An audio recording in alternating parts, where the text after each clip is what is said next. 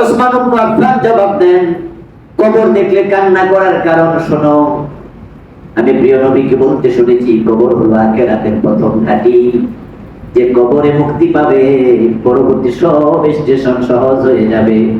আর যে কবরে ধরা পড়বে, সবগুলো আরো কঠিন হয়ে যাবে। ওসমান, আমি জানি না কবর আমার সাথে কি আচরণ করে। এই জন্য আমার এখানে আসলে আর স্থির থাকতে পারি না, আমি কান্না করছি। ও দুনিয়ার মানুষ, তোমরা যা দেখতে পাচ্ছ মাটির গর্ত, 2-4 দিন পরে 10 দিন পরে লাশ তুলে দেখো যে লাশ আগের মতো অবিকৃত আছে, হয়তো কিছুটা পচে টচে গেছে আর কি, কিন্তু হাত পা কন্ডনাসিকা সবই এজেজুয়াল আছে। আবার অনেকের তো 6 মাস পরে গেল লাশ আগের মতো পাওয়া যায়, 2 বছর পরও নাকি লাশ অবিকৃত, এমন ঘটনাও পাওয়া যায়। ওই কবরে তোমরা জান্নাতের টুকরো দেখোনি, ফুল বাগানও পাও নাই, কবরে আগুনও পাও নাই, তো তোমরা ভাবছো কবরে রাজাব কিছু নাই? আমি নবী বলছি, শোনা কবরে মাহফিরাতুম মিন হুফারিল্লাহ, ডেফিনেটলি কবর কারোর জন্য জাহান্নামের টুকরা, আও রাউদাতুম মিন রিয়াজিল জান্নাহ, কারোর জন্য এটাই জান্নাতের বাগান। তোমার চোখের অন্তরালে ফাইন্নাহু লাম ইয়াতি আলাল কবরি ইয়াউম, তারপর রাসূল বলেন এমন কোন দিন কবরের জন্য যায় না ইল্লা তাকাল্লামা ফি, যেদিন কবর কথা বলে না।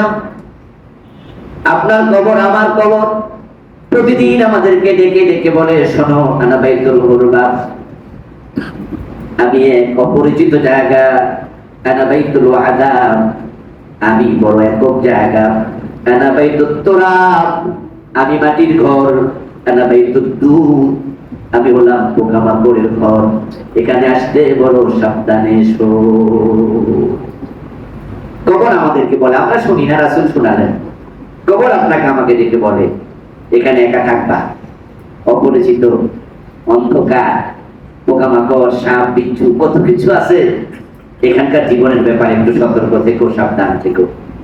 প্রিয় ভাইরা, এই কবরের জীবনটা শুরু হওয়া নিয়ে প্রিয় নবীর একটি হাদিস, তিনি বলছেন যে স্বাভাবিকভাবে যাদেরকে কবরস্থ করা হয় তাদের দিকে তাকিয়ে বললেন, শোনো, ইন্নাল আবদা ইযা কুতিআ ফি কবরিহি, যখন তোমরা কাউকে কবরে রাখো, ওয়া তাওয়াল্লা আনহু আসহাবু, কবরে রেখে তার কবরের মাটি সমান করে তার আপনজনেরা সরে যায়, ইন্নাহু লা ইয়াসমাউ কারআলি আলিহিম, তার কবরের জীবনটা এত তাড়াতাড়ি শুরু হয়ে যাবে যে ফেরেশতা এসে তাকে তুলে বসাবে, প্রশ্ন শুরু করবে, এতটা অল্প সময়ের ভিতরে শুরু হবে, সে উঠে তার আপনজনরা চলে যাচ্ছে, তাদের পায়ের জুতার আওয়াজ নিজের কানে শুনবে।